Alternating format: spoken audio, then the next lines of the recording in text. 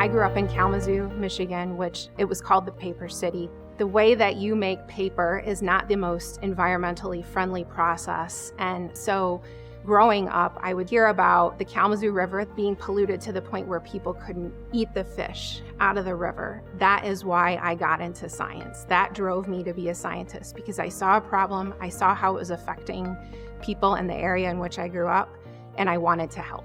I currently lead a team that is responsible for the discovery of our biotechnology traits, as well as new product innovation. So what we do is we look for ways where we can modify plants, whether that's looking at pathways or inserting maybe DNA from a microbe that we know is toxic to an insect to provide things like insect protection, tolerance to herbicides, as well as disease protection. I'm excited about continuing to use science to help growers. A lot of us here are fortunate to be able to go and speak to growers.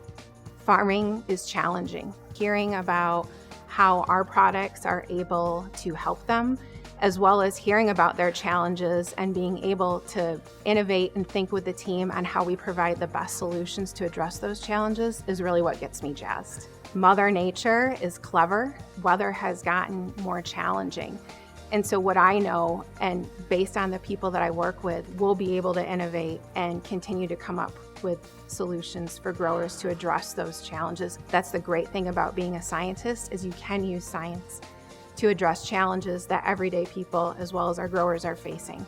The other thing that really gets me excited is just this new field of AI, large language models, etc., and just being able to harness all of this data that we have and utilize it to continue to make products for growers, make them faster, make them better. We're helping to feed the world.